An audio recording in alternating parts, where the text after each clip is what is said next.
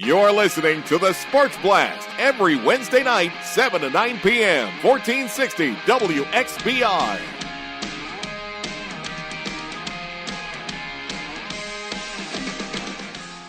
All right, welcome back to the Sports Blast, 1460 WXBR. Ashish Sharma, Brian Roach, Mark Lozelle, and David Pollard with you. Guys, recently Terry Francona was asked about Cleveland's success and how they were able to fight in a really tough division, obviously, with the Detroit Tigers and make the wild card. And he said something along the lines of, "We stayed away from the chicken and beer." Reaction? Well, I think you leave that in the past. I think it's not even, you're not with the Red Sox anymore. That was the chicken and beer team. To bring that over to your new squad is sort of weird, and it makes it seem like you just haven't forgotten about the chicken and beer controversy that really kind of rocked Red Sox Nation. I mean, they were kind of the laughing stock of Boston sports for a little while because of the chicken and beer thing. I think you leave that as being the laughingstock of Boston sports. Don't bring it over to Cleveland. I just didn't see a reason for it. Just to piggyback off what Dave said, I totally agree with what Dave said, but I also think that he might have had some chicken and beer before he had that press conference. Because, I mean, you cannot, it's really like penalizing your team, basically. I mean, you're putting a lot of weight on the Indians' shoulders now because, I don't know. It's just so iffy that, why would you say that, chicken and beer, it's just irrelevant to the Indians. I mean, it's Terry Francona's team, but at the same time, the past is the past. Just move on. There's a point in life where you just move on. I think you guys are getting a little too touchy about this. I thought it was kind of funny, actually. Like, come on, it's not like he went too far into it. It was just a little joke. We all know Terry Francona and his personality. He likes to goof around and joke and stuff like that. And I mean, if Bobby Valentine had said that with his new team, I think we'd all be equally pissed about that because I don't think he has any fans here. But I mean, I thought it was all right. Look, you're with your new team. He didn't go too far into it. And even David Ortiz, I don't want to say made a joke about it recently, but he said, look, when you're winning, you can have chicken and beer. I mean, we can have that now, and as long as you win, it's fine. He said something along those lines. And, there's been a lot of different reactions to it. I honestly didn't see any major problem with it. Well, look at what Gomes did. He was punting beers into the... And he hit someone. He hit someone, yeah. Didn't he like, sign a jersey or something and give it to that guy? Yeah. No, he had everybody in the clubhouse sign that jersey and gave it to that guy. Yeah. And then he gave free tickets to the my God, I gotta go playoffs. I want to get hit by a can. Forget a foul ball. It wasn't a can. It was like a bottle. A cup. A cup. Oh, come on, man. Like a plastic cup. Well, full of beer? No. He was 80 years old or something like that. Yeah, and apparently he was upset that he didn't catch it. He was like, "Oh, I played third base when I was 60 years younger. I should have caught it." But seriously, a cup, Brian? I thought it was like a can of full beer. That would hurt, right? I mean, like, you get hit by a cup. And he punted a cup. I saw. I mean, unless he punted. I think it was a can. So there couldn't have been any beer in the cup at the point at which it actually hit the person. Right? I mean, like, I'm no physics major, but I'm just saying, like, if it's flying, just Google like Johnny Gomes punting. I will something. do that. There's video of it? Yes, there was. We are definitely. We're gonna. Next commercial, we're gonna watch this on Barstool. It was a solo cup. Okay. Was it a solo cup? No, it was like the ones at Fenway. That say like cold beer on it. Yeah. Oh, that shouldn't hurt anyone to the point where you have to have everyone in the clubhouse sign a shirt. But I mean, nice gesture. I would have loved to. Did you see the cut on his eye? He had a cut from the plastic cup that hit him. I don't know. I don't know if he got hit by the plastic cup, but I didn't know if he was punting anything else. That is a fantastic game by Johnny Gomes. If you can hit it that far too. Hey, I mean, he was pretty high up during the Baltimore series. He was actually punting football. So, like. Pre-game. And all this stuff with punting. I mean, after he hit that walk-off, he punted his helmet, then he had the fake punt run in his next walk-off. He's a football guy. He's a football guy. He is. He loves punting. He would play catch with the Baltimore Orioles, and they would punt the ball too. So, and just staying with this Johnny Gomes thing, guys. I mean, one thing that I don't think we've appreciated enough is the offseason prior to the 2013 season. All the options that Ben Sherrington had in terms of bringing in guys like, say, Josh Hamilton. He elected to pass on guys like that. He let Cody Ross walk. I wasn't exactly happy about that. And then he brings in these character guys. And to be honest with you, at the time, I was criticizing him for it. I said, you know what, character character guys. We don't need character guys. We need mashers. We need guys that are going to compete. But you know You what? really wanted Josh Hamilton? You know I didn't necessarily want Hamilton. If it was going to be like another 7-year deal, absolutely not. But I think you and I talked about this when the offseason was happening. If Josh Hamilton was willing to come on a 3-year deal, which, I mean, let's be honest, come on. He's looking for a long-term deal worth hundreds of millions of dollars. But if he was willing to, hypothetically, absolutely, I'd bring in Josh Hamilton. Too many off-the-field issues. It's like a Aaron Hernandez situation, not like to that degree. Yeah, not to the extent, but I agree. I think the players like that, at least for this Red Sox team this year, where you're trying to get back on track, getting fans back into the ballpark and stuff. Yeah, you just didn't need any of the off-field issues or any antics from any player going on the sideline that could have been a distraction to this team. I think that the way that they put it together this year was it was amazing how this team came together and did what they did this season. Great job by Sherrington. You know what was an extraordinary signing was Mike Karp. They signed Mike Karp 2 weeks after the season ended. Mm-hmm. And they just went and picked him up because they knew Mariners wouldn't take a shot at him, and some teams weren't interested. But he's going to be great for the playoffs. He is. He's great pitch hitting, really well. And so same with Johnny Gomes. The whole outfield. Daniel Nava. They all are pretty good. I mean, Shane Victorino, this guy comes in 3 years, 39. Flying Hawaiian. Yeah, I say 3 years, 39. I say, really coming off his worst year statistically, is this really the right move? He was limping all year too. I know. This is a guy that $13 million with a broken leg is going to trot out to right field. I guarantee you. He's I don't a gamer. think he's gonna. Okay, maybe that was a slight embellishment. He is a gamer though, and I think. Do you think he's underrated? Oh, absolutely. You know, I mean, you look at the year that he's had. How many homers does he have, Brian? Like 14 or something like that? I mean, and he's been literally limping all year long. He's been banged up. He's been batting from the right. I mean, didn't he just bat from the left side like a few nights ago, like when the Red Sox were still playing? Yeah, I'm not going to lie. I thought he was overrated with the Phillies. I thought he was overrated with the Phillies. 15 home runs. 15 home runs. There you go. Yeah, but he always brings that, that many home runs, hits for average, 280, 290. But RBI is always high, but I felt like he was overrated with the Phillies. Yeah. And then when he came over to the Red Sox, we really know who Shane Victorino is. The great thing about him playing in Fenway is that right field's so big. He's basically a center fielder in right field. Mm-hmm. And that's why the Red Sox had to overpay for him, because right field's so spacious. Right. And before we go on to something else, Mike Napoli might win the Gold Glove this year. Really? You think At so? first base. Is he the best? He has not had an error. How many errors has he had? I think it's been like 3. I can count on one hand. Yeah, I think it's true. like 3. That's a good point. I didn't even think about that. I didn't even consider He shared time, though. He shared time with Mike Karp, Daniel but Nava. it was very little. I mean, Mike Napoli was behind the plate, but at first base like for 100 the majority games, of at least. for the season. But I mean, and Brian's right. I can't think of a better defensive first baseman other than James James Loney. Loney. James Loney and Mike Napoli are going to be the final two for that, and Pedroia's probably going to win Gold Glove. I mean, second. I would be shocked. Mark I would Teixeira, stop. too. I would stop to share. Oh my god, Teixeira's not even close. But no, I mean that just Jeter speaks for volumes. shortstop. Yeah. Yeah, why don't you give it to Curtis Granderson in center field too? No, that just speaks volumes to the job that Ben Sherrington, who's going to win Exec of the Year. I mean, I would stop watching baseball if he didn't. And just in terms of the deals that he gave all these guys, and to have the vision, we should find that out this week. Hopefully, yeah, we should. And I mean, it doesn't even start with this season, guys. It goes back to 2012 and that mega deal that he goes over, he calls Magic Johnson and all the guys over there in L.A. and he's like, "Hey guys, you want to take all our garbage and take all our money?" And they're like, "Yeah, okay, we'll take it. We'll take all of it." I'm staring at a list right now of free agents acquired since 2012, and they are David Ross, Johnny Gomes, Shane Victorino, Koji Uehara, Ryan Dempster, Stephen Drew, and Mike Napoli. There you go. And we haven't even mentioned Stephen Drew. For the most part, all of those guys are contributing right now to the active Red Sox roster. I mean, when you have that many guys that are contributing from really just 2012 and 2013 free agency acquisitions, you have to credit Ben Sherrington for the job that he's done. Yeah, and can we put the J.D. Drew and Stephen Drew thing to bed? Yeah, please. I mean, I'm just... I still think he's overpaid. Still horrible against lefties. I don't think he's overpaid. I mean, he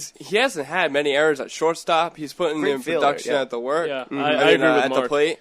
I really think he was, probably the catalyst of the Red Sox season. I really think so. Iglesias, he would play here and there. Rookie of the year. But I think that's a very That's a weak good rookie of point. the year. But Yeah. look, his average Well, is really it high. But was either him or Will Myers. I mean, Will Myers did pretty well, but Right. Iglesias finished with a. we're just like, talking AL 300 East something. right now, too. I feel like the mean- shortstop position has sort of become the new catcher's position. You'll accept a great fielding shortstop, someone who can be out there and do the game. If their hitting isn't I'm not saying they should slightly resign below him. average.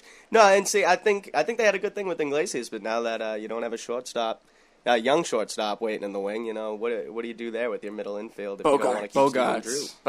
Bogarts and Middlebrooks Zan on, the man. on the other side, right? Yeah. Middlebrooks could play first. Yeah, You could Middlebrooks play could first or first. third base, yeah. Yeah. So it'll certainly be interesting to see, what they do with that, that combination of guys. All right, we're going to take another quick break here in about 5 minutes, but yeah, I got the clock wrong. By the way, guys, while you guys are talking about the Xander Bogaerts thing, I did Google the picture of Brian. That's a nasty cut this guy has over his eye. Look at this thing. You guys see this? Oh my. That is pretty nasty. That's He a got nice that. gash. He got that from a plastic cup. You said? It's a deep wound. He punted it. I mean, you know how fast a cup can go being punted? No, I don't. That's I wasn't plastic good at cup. That's though. great aim. I mean, I don't know. Am I the only one that's fascinated by the great aim? Well, was he There's aiming a for the guy? pla- If he's aiming for the guy, Identify a then I target. feel- Target acquired. I feel like Seriously, we should be plastic questioning cup? his character if he's aiming for the guy. I think it's poor aim, and that's why I'm he not hit saying a guy. aim. I'm not saying. I don't mean aim, but like that's a good kick. Yeah, got to be a good kick to get. Yeah, maybe he should have been a get up punter. there. Like, hey, we cut Zoltan Mesko with the Patriots, and we signed Ryan Allen. Maybe we should sign Johnny Gomes. Backup. Yeah. That's what he is. That's his career. He's a Oh backup. man, hey, Johnny, I if he's willing to come and play for the Pats, although I'm pretty impressed with what we got from Ryan Allen. So yeah. but let's keep Gomes. look good. Yeah, and Gomes. I mean, going back to Gomes, I mean, he's had a 2-year deal, right? So he's coming back next year, hopefully. And if this is looking a little bit. We're into not the future. giving him an extension. Don't even No. say that. No. I'm not saying give him Don't an look extension. until next year. Just wait until Yeah. this year's done. I don't know. Year, Maybe by, I'm just by year mentality. Yeah, I guess after the last couple of years that we've had, No, I'm just saying it's pointless to talk about like who's leaving, who's coming. especially now when they're facing either Tampa or Cleveland in the ALDS. It's like, okay, slow down. Let's talk. Is about Mike I mean, well, this Napoli is what going to happens when you're resign? just sitting Yeah. waiting for an opponent. No, because whoa, well, Jose Abreu. Come on, guys. Oh yeah, That's the first baseman of the Cuban, future. The Cuban first baseman. Yeah, he Yeah. can hit 30 home runs in like 70 games. So imagine what he can do in the oh MLB. yeah. And don't worry, this offseason we're gonna be like after whatever happens, they're gonna be. We're gonna be talking about all the different possibilities with will Ellsbury come back? What about Mike Napoli? Gomes is They still better here. sign Jacoby. He's a Scott Boras client. You're gonna have He's to give go the get money. him. You're gonna have to He's give the gonna money. command a. They If should it's sign him. 5 They Hey, years, should. Abreu's out of the question. 5 If they're gonna years, resign, 15 million. If they're going to resign Jacoby Ellsbury, You think Abreu's 5 years, out. 15 million Boris per. will go for No, that? 15 million per. Yeah. Yeah. So 75 million. Yeah. 5 years, 75. I'd do that. Oh yeah, do I'd that? do that, If I'm but the I Red don't think Sox, he I That's would what do they. that. No, That's that's what what I'm they were saying. asking for. Really? And they what? That's what, it. That's what Scott Boras originally I said. thought Boris would Are you easily want serious? to go. Yeah. I would have thought. Well, I mean, the 17. Hunter Pence deal Let's go might through. re-up his. Let's go Thinking. $300 million. That's what Robinson Cano's looking for, Are right? you He's looking for kidding me? 10 years, $300 million. Jay-Z in the house. Well, Robinson Cano does have the power to back that up. So, I mean, he's not A-Rod per se, but he's looking. but they He's wanna looking. trade him. He's not on steroids as far as we know. So A-Rod's gone He could anyway. be. So Yeah, Yeah. He's done. I mean, that'll be interesting. His a year hearing already after his started, suspension, so see Yeah. if he tries to make a comeback the way Manny did. But it's embarrassing when players try and do that after a year off of baseball, especially with the reasoning behind it. I think players that happens to got to stay away from the game. Yeah, and the Red Sox should learn, from the Yankees not to really give up the big contracts. $13 million to Napoli, $13 million to Victorino. It was. I mean, I thought it was okay, but it might have been a little pricey. But look at the production you get out of them. They're not the star; they just get the job done. So Napoli didn't even earn his until he made sure he wasn't on yeah, the yeah, DL. it he was had an a five- incentive-laden contract. $8 million of it was incentive. yeah, so. $5 million contract. Yep, and yep. you got a lot out of him this year, so it was a smart move. So, I mean, I'm just hoping that this continues throughout the postseason, and if these guys can stay healthy, obviously Jacoby Ellsbury coming back off the broken bone, I'm just hoping to God he doesn't take a bad slide into second base on his steal and just re-aggravate that, and then all of a sudden you've got Jackie Bradley Jr. back in the outfield. I mean... cross your fingers. Yeah. So, I mean, it'll certainly be interesting to see, but a lot to talk about as far as the ALDS goes and hopefully to the ALCS in the World Series. We got to take another quick break, but we'll be back and we'll be talking a little Bruins hockey. Hockey is back in Boston. That starts tomorrow. We'll be right back here, 1460 WXBR. I'm working 2 jobs, and my husband works too. My kids go to school with your kids. I sit next to you at PTA meetings. We live right next door. We've been neighbors for years. You know my family and me pretty well, but here's one thing you don't know. I'm 1 out of every 6 Americans, and my family is struggling with hunger. Like you, we believe in this country. What's hard to believe is in the land of milk and honey, how many hardworking Americans have to choose between paying bills and feeding their families. This is a problem with a solution. Please visit feedingamerica.org today and find your local food bank for ways to help. Every dollar you donate helps provide 7 meals for those around you quietly struggling with hunger. Together, we're Feeding America. Brought to you by Feeding America and the Ad Council. I took a bullet to the side and left me paralyzed. For injured veterans like Felipe Adams, there are veterans like Armando de la Rosa ready to help. Paralyzed Veterans of America, changing lives, building futures. Visit PVA.org. Welcome to the Maya Miguel Challenge. Maya and her friends want you to know that whether you play sports, run, dance, or jump in place, it's fun to get up and play an hour each day. Take the Maya Miguel Challenge today at letsmove.go. A message from the Ad Council and HHS.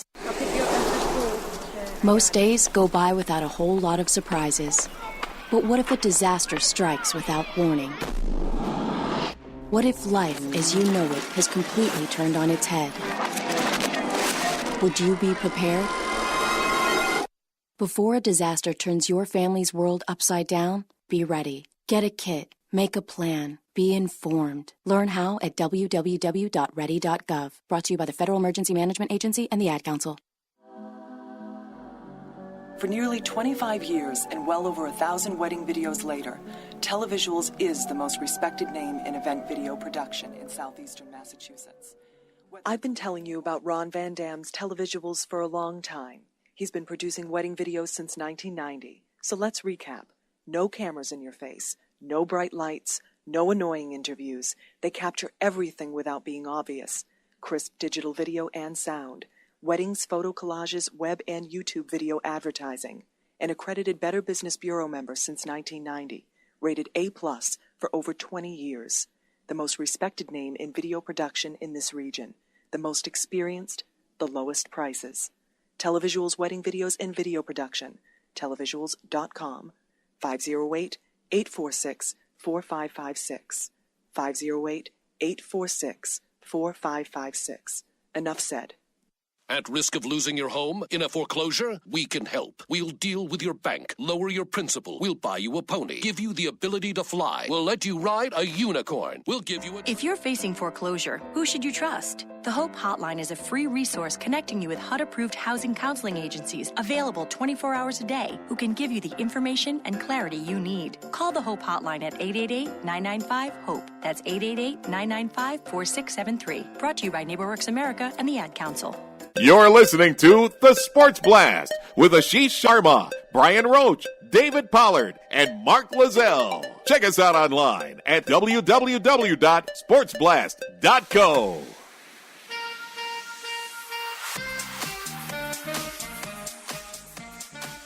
Hello, everybody, and these are your Sports Blast updates. The Red Sox are in the postseason. Game 1 is on Friday. First pitch is at 3:07. They'll play either the Tampa Bay Rays or the Cleveland Indians. The Bruins drop the puck tomorrow evening at 7 o'clock against the Tampa Bay Lightning to kick off their season. And the Patriots will be taking on the Cincinnati Bengals on Sunday. That game is at 1 o'clock. All right. Thanks, Dave, for the sports update. And as we mentioned before we went to break, and as Dave just mentioned in his sports update, the Bruins drop the puck tomorrow night against the Tampa Bay Lightning. Obviously, a very bitter end to the season last year, guys, against the Chicago Blackhawks in Game 6 of the Stanley Cup Final. When I'm looking at this roster and the way that they have added new guys like the guy that they wanted last year, Jerome McGinley, Louis Eriksson, and the Tyler Seguin deal, which I think was an absolutely amazing deal considering the attitude problem that we have with Tyler Seguin and the lack of production in the playoffs. You gotta feel good about this team heading into this season. Yeah, I feel great about it. Chiarelli did an amazing job in the offseason, especially with the Seguin deal, and Seguin and Peverley both went down to Dallas, and the big acquisition there is Louis Eriksson. What's amazing about what they did in the offseason is that the Bruins managed to get better and yet really stay the same. They still have that same Bruins feeling to them. They've got a tough guy in Jerome McGinley, old but really sturdy. The guy hasn't missed a game in 5 years. And Louis Eriksson, his entire career, he's a young guy. He's played in 373 of a possible 376 games through his career. So not only did you get two guys that can really put numbers up and play a Bruins brand of hockey, but you got people who are models of consistency and just really have been healthy throughout their entire careers. You're going to get a lot of production out of Jerome McGinley on that first line with David Krejci and Milan Lucic. And you're going to get a really solid year, I think, out of Louis Eriksson next to Patrice Bergeron and Brad Marchand. Guys, the band is back with fresh new additions. You got defenseman Nick Johnson, Matt Barkowski, and Torrey Krug for the defense. And then, like you said, they really, they stocked up on their scorers. And, I think that's what they're worried about going into free agency and making trades is they want more scoring. They know what they're going to get out of Tuukka Rask. They have solid young defensemen. You got Johnny Boychuk, Johnny Rocket, and then you have Adam McQuaid. Andrew Ferentz took off, so but they have additions from the new guy, the young guys from Providence. So I think they're gonna fill in perfectly. Jordan Curran making the roster with right winger Riley Smith too, who was acquired in that Tyler Seguin trade too. Yeah, no, one guy that I think is irreplaceable other than Ferentz that they're really going to miss is Horton. I think that's something that we kind of expected that he was going to jump ship. We didn't have exactly the best feeling about him coming back. But even though we saw it coming, it still hurt when he left. I mean, that's a guy that you really want around despite the injuries over the last couple of years. When he's in there, he's a real difference maker. And I think, I mean, obviously Horton, he was a huge difference maker, especially in their 2011 Cup run when they acquired him. But I think they can replace him, and I think they did replace him with Jerome McGinley. And McGinley doesn't have those health problems that Nathan Horton has always had. And I think, speaking to the new blood on the team, Jordan Curran, he's a guy who was a first-round draft pick by the Bruins a couple years back, and he really hasn't flourished into anything. He doesn't supply that offensive production just yet. I'd be interested to see how long he's going to stay with the team. But as far as the young defensemen go, and the Bruins, as we all know, they're a defensive team. They have the best goals against average, it seems, year in and year out. And when you have Zdeno Chara, Dennis Seidenberg, Johnny Boychuk, and Adam McQuaid, for those top 4D, you had really a battle in the preseason for those last two defensive spots. It could have gone any way. Dougie Hamilton, Torrey Krug, Matt Barkowski.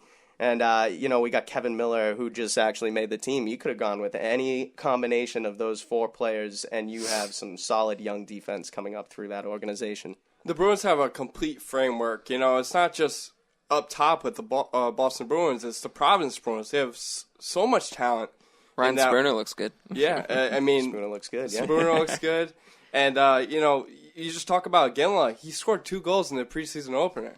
And then Louis Eriksson, an overtime goal against the Jets, Winnipeg Jets. So, I mean, these guys know how to play hockey. And under Claude Julien, there's not going to be any kinks because these guys know how to be professionals, know how to play some strong hockey, and know how to defend, score, and defend. Yeah, no, the biggest problem I had with last year's Bruins team was their inability to convert a lot of their power plays. That was just something that... Well, now that the goalies' pads are smaller. It should be easier. Yeah, but you shouldn't need an excuse like that. I mean, it was just inexcusable how they struggled so much on the power play. And if they were better on the power play, I mean, I can't remember how many games that must have cost them, but it was certainly frustrating from a fan's perspective just watching how many power plays they were unable to score on. And that was just not something that, they can replicate this year. Yeah, I think they've always needed to improve on the power play, and in the 2011 Cup run, they didn't need the power play to win the Stanley Cup, and they proved that. No one thought they could do it without the power play, but they did, a lot thanks to Tim Thomas. But I think that when you look at this new Bruins lineup, they knew that they needed to have less of an anemic power play, and now with Jarome Iginla, on that line, Jarome Iginla, David Krejci, and Milan Lucic, those are three players that really complement each other. You've got a playmaker in David Krejci who can create space for anyone through his passing. You got Milan Lucic, who's a grinder and an enforcer. He creates space for, someone like Jarome Iginla, who needs space and who is a sniper by trade. And you've got Krejci and Lucic on that line with Iginla. That's going to be a lethal power play in the league this year, and other teams are going to have to watch out. They're going to have a tough time defending. I think many people were, disappointed that the Bruins didn't go out and try to re-sign Jágr. But Jágr really slowed up their tempo. Jágr. It's a way of putting it. Jágr hid his legs. Hid the puck against the boards and hope for something to happen. Every play that he did was pure luck. I think it's 0 goals. By the way, I really through the playoffs last year from Jaromir Jágr. His stick handling was incredible, but he just didn't know how to pass the puck. He had like a couple assists that were really good, but then he fell off the map, and like you said, he didn't score a goal. Jágr on a in the playoffs. Yeah, and Iginla is such an upgrade from Jágr for sure. Yeah, Jágr would be on a breakaway, and then he'd just slow up, and then the defenseman would catch up to him. So it was just one of those things. But hey, guys, we got to take our third or fourth break. I can't even remember. It's our final break here on the Sports Blast, 1460 WXBR. Don't go anywhere. We'll be back with some Pats talk before we wrap it up. Stick around. Your teeth. You skipped the floss. You combed your hair. You took the train. You did the crossword. You missed 22 across. You went to work. You had a meeting. You ate your lunch. You had another meeting. You wondered, how is anyone supposed to get any work done around here with so many meetings? You left the office. You took the train. You ate your dinner. You brushed your teeth. You did all the things that one normally does the day before a brutal EF5 tornado rips through town, leaving 30,000 people without power. You never know when the day before is the day before. Prepare for tomorrow at ready.gov/today. Brought to you by FEMA and the Ad Council. There is a part of our world where toxic chemicals and carcinogens are leaching into our environment. It's the ground underneath every littered cigarette butt. Let's stop the toxic litter. Learn more at rethinkbutts.org. Brought to you by Legacy and Leave No Trace. Today, you ate Greek yogurt. You took the train. You wondered why people spend so much time reading celebrity blogs. You read a celebrity blog. You planned a workout. You skipped it. You did all the things that one normally does the day before a devastating earthquake shakes the community to the ground. You never know when the day before is the day before. Prepare for tomorrow at ready.gov/today. Brought to you by FEMA and the Ad Council. Do you dance badly or hug in public? That's okay. You don't have to be perfect to be the perfect parent. Thousands of teens in foster care would love to put up with you. Call 1-888-200-4005 or visit adoptuskids.org for more information. A message from the U.S. Department of Health and Human Services, Adopt Us Kids, and the Ad Council. So, I'm a dog, and I'm kind of new to this family, but I've noticed a trend. My humans do this thing where they go around and get all my toys and hide them in this basket. But it's always the same basket, and it's always the same place. And then they act so surprised when I find them. But I'm like, hello? That's where you put it last time. Humans are the worst at hide and go seek. A person is the best thing to happen to a shelter pet. Be that person. Adopt. Brought to you by the Ad Council and the ShelterPetProject.org. Sharma, Roach, Pollard, and Lozelle. It's the Sports Blast on 1460 WXBR. All right, back here, final segment of the Sports Blast. Ashish Sharma, Brian Roach, Mark Lozelle, and David Pollard with you, finishing up here. Obviously, the Patriots are off to a bit of a faster start than we all anticipated, I'm sure. I didn't expect them to be 4-0 through the first 4 weeks, considering everything that happened this offseason. We don't have to rehash that, but I expected them, certainly after this Sunday, to be 3-1. They are 4-0, and they are traveling to Cincinnati this Sunday, and I fully expect them to be 5-0 after what we saw against the Atlanta Falcons. What about you guys? I mean, anytime you have Tom Brady on your side, it's a great thing to have. You know, Tom Brady, throughout his career has always made his players around him better. You look at Troy Brown, you look at Deion Branch, they really weren't anything without Tom Brady. But then when Tom Brady came into the picture, Tom Brady really made them. And I think that's what's happening with Kimbrel Tompkins. You look at Julian Edelman, he was a third-string wide receiver last year, and he's making a name for himself this year. And then Danny Amendola is out, but their running game's struggling. But I really feel like this is going to be a true test this week because Cincy's defense is really strong, especially against the run. The Bengals only allow 99 rushing yards per game, and then they only give up 235 passing yards, 13th in the NFL. So the Pats have to bring their A game against this Cincinnati defense.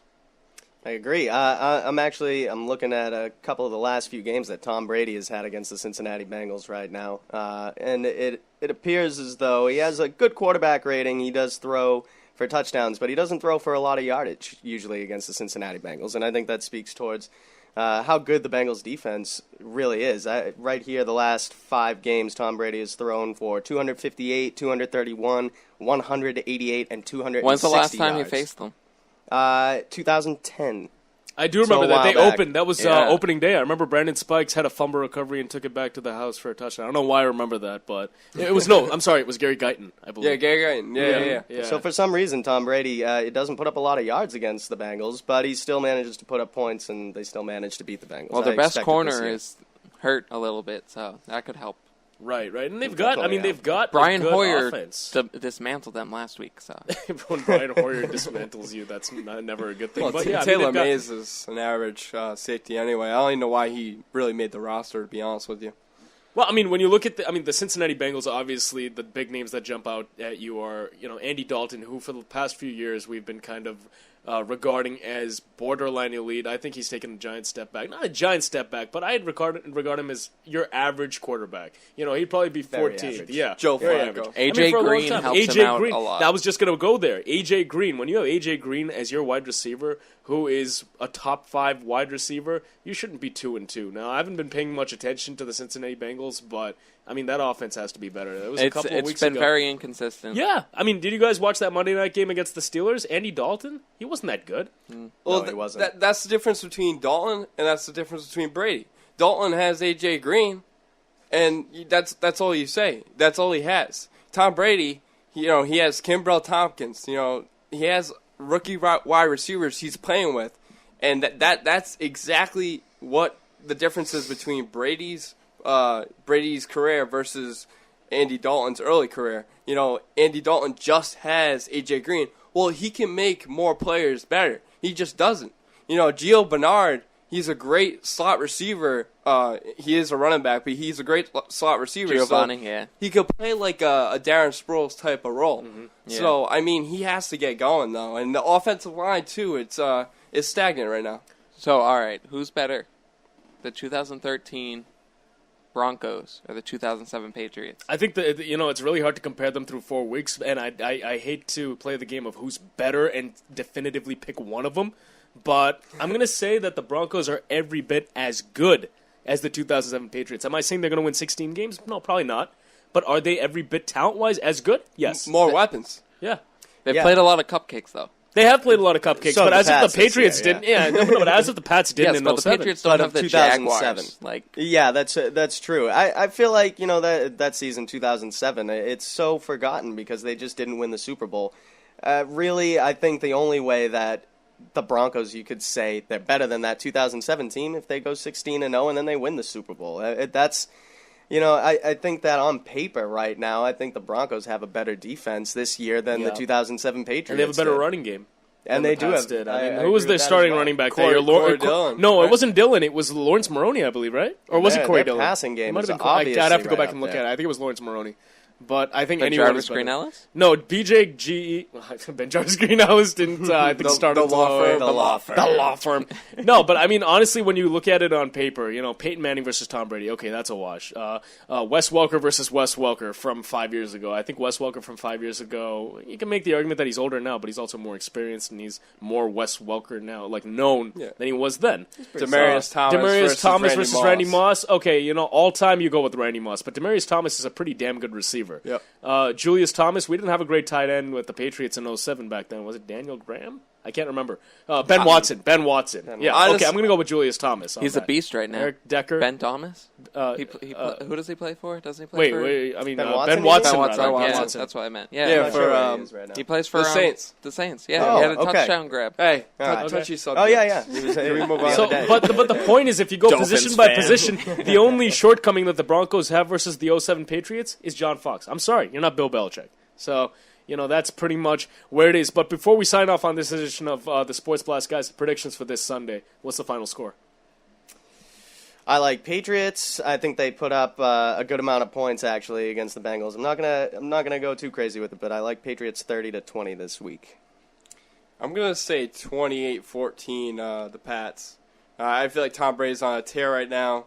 The defense, Vince Wilfork is a loss, but Aqib Talib, if he can step up against AJ Green, hands down, I'm going with the Pats. Nose tackle doesn't really matter in this quarterback league, so I say the Patriots win 33-17. I'm going 31-14. I just think that the way the Patriots defense has continued to step up, Vince Wilfork is a loss, but as long as you've got to keep Talib back there, if Dennard is able to bounce back from his injury and come back, I like the way the secondary is playing, and the way that Tom Brady's kind of got it going now with Kenbrell Tompkins. I like them to score a lot of points. 31-14 Patriots. Does Gronkowski play this week? He better. I'm hoping. They said late September. It's October. Come on. I believe they said they might hold off till week 6, which I don't have a problem with. If it's then why not put him on the pup list? I was just going to say that. Put him on the pup list. If he plays over under 2 touctouhdowns. If he plays over under, I'm going to say under. I'm going under. If he plays over under 2 touchdowns. I don't think he'll get a lot of snaps if he plays this week. I don't think Tompkins absorbs all the touchdowns. I think so. He's on a tear. Well, anyways, hey, guys, thanks for joining us here on the Sports Blast. 1460 WXBR will be joining you every Wednesday night, 7 to 9 p.m. We really look forward to it, and we hope to have some more good debates between the four of us in that time. Take it easy, everyone, and we'll see you next week.